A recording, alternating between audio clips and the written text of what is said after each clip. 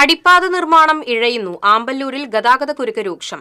കുരുക്ക് രൂക്ഷമായിട്ടും സർവീസ് റോഡിലെ കുഴികൾ നികത്താത്തത് പ്രതിഷേധത്തിനിടയാക്കുന്നുണ്ട്. അടിപ്പാതയുടെ ഇരുഭാഗത്തുമുള്ള റോഡിൽ കുഴികൾ നിറഞ്ഞതോടെ രൂക്ഷമായ ഗതാഗതക്കുരുക്കാണ് അനുഭവപ്പെടുന്നത്. മഴ കനത്തതോടെ കുഴികളിൽ വെള്ളം കെട്ടിനിൽക്കുന്നത് അപകടങ്ങൾക്കും ഇടയാക്കുന്നുണ്ട്. ഇരുചക്ര വാഹനയാത്രക്കാരാണ് ഏറെയും കുഴികളിൽ തെന്നി വീഴുന്നത്. മാസങ്ങൾക്ക് മുമ്പ് ആരംഭിച്ച അടിപ്പാത നിർമ്മാണം ഇഴഞ്ഞു നീങ്ങുകയാണ്. മണ്ണുത്തി ഇടപ്പള്ളി ദേശീയപാതയിലെ അടിപ്പാതകളുടെ നിർമ്മാണവും ഏറ്റെടുത്ത് നടത്തുന്നത് ഒരേ കമ്പനിയാണ്. എല്ലായിടത്തും അടിപ്പാതയുടെ പണികൾ പാതി വഴിയിലായതോടെ ദേശീയപാതയിലൂടെയുള്ള യാത്ര ദുസ്സഹമായിരിക്കുകയാണ്.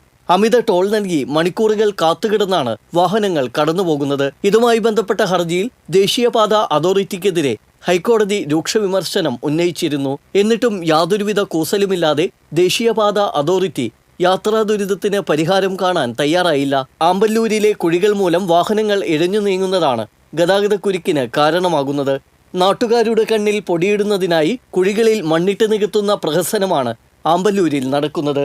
മഴ പെയ്താൽ ചെളിക്കുളമായി മാറുന്ന റോഡിലൂടെയാണ് ആംബുലൻസുകൾ ഉൾപ്പെടെയുള്ള വാഹനങ്ങൾ കടന്നുപോകുന്നത്. മാസങ്ങളായി തുടരുന്ന ദുരിതയാത്രയ്ക്ക് അറുതി വരുത്താൻ ഹൈക്കോടതിയുടെ ഇടപെടൽ ഉണ്ടാകുമെന്ന പ്രതീക്ഷയിലാണ് യാത്രക്കാർ.